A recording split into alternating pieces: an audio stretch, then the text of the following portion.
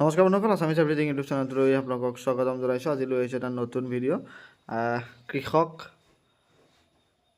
মানধনী যোজনা, যিটো সকলো কৃষকলৈ এটা পেঞ্চন হিচাপে আগবঢ়াইছে ভাৰত চৰকাৰে। সেয়ে আপোনালোকে এইটো কেনেদৰে এপ্লাই কৰিব, ইয়াৰ সুবিধাখিনি কি আৰু কিমান টকাকৈ পেঞ্চন পাব, এই সকলোবিলাক ক'ম। লগতে ক'ম PM কিষাণৰ যি 18 নম্বৰ ইনষ্টলমেণ্ট অৰ্থাৎ 18 নম্বৰ কিস্তিৰ কাৰণে যিসকল ৰৈ আছে কেতিয়া পাব তেওঁলোকক সেই বিষয়ে ক'ম। গতিকে ভিডিঅ'টো স্কিপ নকৰাকৈ চাই যাব। প্ৰধানমন্ত্ৰী কিষাণ মানধনী যোজনা, এইটো প্ৰতিজন কৃষকৰ কাৰণে প্ৰধানমন্ত্ৰীয়ে লৈ আহিছে। এইটো আপোনালোকে 60 বছৰ হ'লে আপোনালোকে 3000 টকাকৈ প্ৰতিমাহে পেঞ্চন হিচাপে পাব। আৰু যদি কৃষকজন ঢুকাই যায় তেতিয়া তেওঁ পৰিয়ালে অৰ্থাৎ পৰিবাৰে 50% পেঞ্চন পাব, অৰ্থাৎ 1500 টকা প্ৰতিমাহে পাব। আৰু ইয়াৰ বাবে আপোনালোকে মাহে 55 টকাৰ পৰা 200 টকালৈকে জমা কৰি যাব লাগিব। আৰু বেংক একাউণ্টত আপোনালোকৰ বেংক একাউণ্টত 55ৰ পৰা 200 টকাকৈ আপোনালোকে জমা কৰি যাব লাগিব। বহুত বেছি এমাউণ্টটো নহয়, মাহে 55 টকা অতি কম এমাউণ্ট। গতিকে আপোনালোকে সকলোৱে এই পেঞ্চন আঁচনিটোৰ অংশীদাৰিত্ব হোৱাটো ভাল। আপোনালোকৰ এজটো 18ৰ পৰা আৰম্ভ হ'ব আৰু আপোনালোকক আধাৰ কাৰ্ড, বেংক পাছবুক বা PM কিষাণ বেংক একাউণ্ট যিটো ডাকঘৰত খুলিছে সেইটো হ'লেও হ'ব। আৰু ইয়াৰ সুবিধাখিনি হৈছে এচিয়ৰ্ড পেঞ্চন, অৰ্থাৎ 3000 টকা আপোনালোকক মাহে দিবই। আৰু তাতকৈ বেছি লাগিবলৈ হ'লে আপোনালোকে কণ্ট্ৰিবিউশ্যনটো বেছিকৈ কৰি যাব লাগিব। আৰু আপোনালোকে 55 টকা থ'লে গভৰ্ণমেণ্টেও 55 টকা থ'ব, আপোনালোকে 200 টকা থ'লে গভৰ্ণমেণ্টেও 200 টকা থ'ব। অৰ্থাৎ আপোনালোকৰ 400 টকা 110 টকা এনেদৰে জমা হৈ যাব। আৰু যেতিয়া আপোনালোকৰ 60 বছৰ বয়স হ'ব, অৰ্থাৎ কৃষকজনৰ যেতিয়া 60 বছৰ বয়স হ'ব তেতিয়া তেওঁ 3000 টকাকৈ পেঞ্চন মাহে পাব। আৰু সেই সময়ত কৃষকজনে হয়তো খেতি কৰিব নোৱাৰিব পাৰে, সেয়েহে তেওঁলোকক সেই বৃদ্ধাৱস্থাত এটা পেঞ্চনৰ দৰকাৰী। গতিকে চৰকাৰী চাকৰিয়ালৰ লেখীয়াকৈ মোদী চৰকাৰেও তেওঁলোকলৈ এটা পেঞ্চন লৈ আহিছে।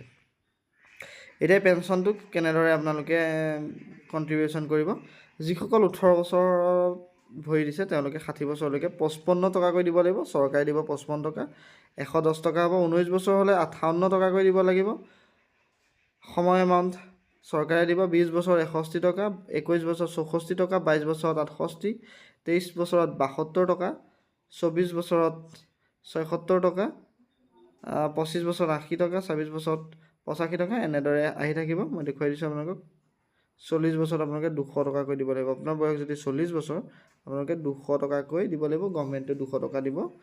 আৰু ইয়াৰ পৰা আপোনালোকক পেঞ্চনটো দিয়া হ'ব, টোটেল এমাউণ্টটোৰ পৰা পেঞ্চনটো দিয়া হ'ব। এতিয়া ইয়াৰ ষ্টেপকেইটা কি কৰিব লাগিব, কেনেদৰে এপ্লাই কৰিব। আপোনালোকে ওচৰৰ যিটো কমন ছাৰ্ভিচ চেণ্টাৰ CSC চেণ্টাৰলৈ যাব লাগিব। আধাৰ কাৰ্ড লৈ যাব লাগিব, মোবাইল নাম্বাৰ লৈ যাব লাগিব, বেংক একাউণ্ট লৈ যাব লাগিব, পাছবুকটো লৈ যাব লাগিব। তাৰপিছত আপোনালোকৰ যিটো ইনিচিয়েল কণ্ট্ৰিবিউশ্যন 55 টকাই হওক, 200 টকাই হওক, 60 টকাই হওক, সেইটো আপোনালোকে যিজন ভিলেজ লেভেল এণ্টাৰপ্ৰেনাৰ অৰ্থাৎ CSC চেণ্টাৰৰ যিজন মানুহ তেওঁ দিব লাগিব। তেওঁ নিজৰ একাউণ্টৰ পৰা প্ৰথমটো কণ্ট্ৰিবিউশ্যন কাটি ল'ব আপোনাৰ নামত। আৰু তেওঁ আপোনাৰ আধাৰ কাৰ্ডটোৰ যোগেদি আপোনালোকৰ ৰেজিষ্ট্ৰেশ্যন কৰি দিব। মোবাইল নাম্বাৰ, ইমেইল ID বা নমিনি ডিটেইলছৰ পৰা আদি কৰি ৱাইফ ডিটেইলছ সকলোখিনি তেওঁ দি পেলাই এটা ৰেজিষ্ট্ৰেশ্যন কৰি দিব। কৰি দিয়াৰ পাছত ছিষ্টেমটোৱে অট'মেটিক কেলকুলেট কৰিব আপুনি মাহে কিমান টকাকৈ দিব লাগিব। আৰু এইটো কম বেছো কৰিব পাৰে, কম কৰিব নোৱাৰে, আপোনালোকে বঢ়াবও পাৰে। মই বোলে বেছিকৈ থওঁ, বঢ়াব পাৰে। তাৰপিছত আপোনালোকৰ যিটো পে'মেণ্ট, সেই পে'মেণ্টটো আপোনালোকে কেছ হিচাপে দিব লাগিব দোকানখনত, CSC চেণ্টাৰটোত। আৰু CSC চেণ্টাৰটোৱে সেই পইচাটো কাটি ল'ব। তাৰপিছত আপোনালোকৰ অটো ডেবিট মেণ্ডেট এখন প্ৰিণ্ট হৈ ওলাব, এটা শ্লিপ প্ৰিণ্ট হৈ ওলাব। তাত আপোনালোকে চাইন কৰিব লাগিব। চাইন কৰি আপোনালোকে সেইখন আপলোড কৰি দিব লাগিব। সেয়া CSC চেণ্টাৰটোৱে কৰি দিব, আপলোড কৰি দিব। আপলোড কৰি দিয়াৰ লগে লগে আপোনালোকৰ একাউণ্টৰ পৰা প্ৰতিমাহে সেই এমাউণ্টটো কাটি গৈ থাকিব। আপুনি যদি 55 টকা দিব লাগে, প্ৰতিমাহে 55 টকা আপোনাৰ একাউণ্টৰ পৰা অট'মেটিক কাটি গৈ থাকিব। আৰু এইটো 60 বছৰলৈকে কাটিব। 60 বছৰৰ পাছত আপোনাৰ পেঞ্চন দিব। আৰু ইয়াৰ পাছত আপোনালোকক এটা ইউনিক কিষাণ পেঞ্চন নাম্বাৰ দিব আৰু এটা কিষাণ পেঞ্চন কাৰ্ড দিব। সেইকেইটা আপোনালোকে ভালদৰে ৰাখি থ'ব লাগিব। গতিকে এইটো এটা ভাল সুবিধা দিছে কৃষকৰ কাৰণে। আৰু এইখিনিতে কওঁ যে আপোনালোকৰ 18 নম্বৰ কিস্তিৰ ডেট ওচৰ চাপিছে, ছেপ্টেম্বৰৰ লাষ্টলৈ নহ'লে অক্টোবৰৰ প্ৰথম সপ্তাহৰ ভিতৰত যিটো 18 নম্বৰ ইনষ্টলমেণ্ট সেইটো চৰকাৰে প্ৰদান কৰিব। গতিকে যিসকলে মানে এই চৰকাৰৰ যিটো PM কিষাণ সন্মান নিধি পইচাটো পাই আছে তেওঁলোকেও এপ্লাই কৰিব পাৰিব, যিসকলে পোৱা নাই তেওঁলোকেও আবেদন কৰিব পাৰিব।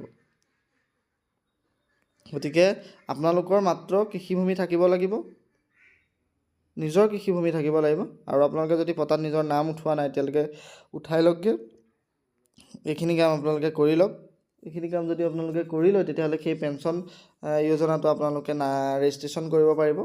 গতিকে যদি ভিডিঅ'টো ভাল পালে লাইক কৰি দিব, শ্বেয়াৰ কৰি দিব, আৰু যদি চেনেলটো এতিয়ালৈকে ছাবস্ক্ৰাইব কৰা নাই ছাবস্ক্ৰাইব কৰি দিব নাপাহৰিব। লগতে এটা কথা কৈ দিওঁ যে আপোনালোকে যদি PM কিষাণৰ কাৰণে KYC এতিয়ালৈকে কৰা নাই, অতি সোনকালে গৈ KYCটো আপোনালোকে কৰি লওক। KYC নকৰিলে আপোনালোকৰ পে'মেণ্টটো বন্ধ কৰি দিব পাৰে, আৰু যিসকলে KYC কৰা নাই, পে'মেণ্ট বহু দিনৰ পৰা বন্ধ আছে, KYCটো কৰক CSC চেণ্টাৰত গৈ। KYC কৰাৰ পাছতে আপোনালোকৰ যিমান দিনৰ বন্ধ হৈ আছে PM কিষাণ সন্মান নিধি যিটো 2000 টকাকৈ দিয়ে, যিমান দিনৰ কাৰণে যিমানটা কিস্তিৰ কাৰণে বন্ধ হৈছে সকলো কিস্তি একেলগে চৰকাৰে এবাৰ মুকলি কৰি দিম বুলি কৈছে। গতিকে আপোনালোকে অতি সোনকালে গৈ এইখিনি কাম আপোনালোকে কৰি লওক।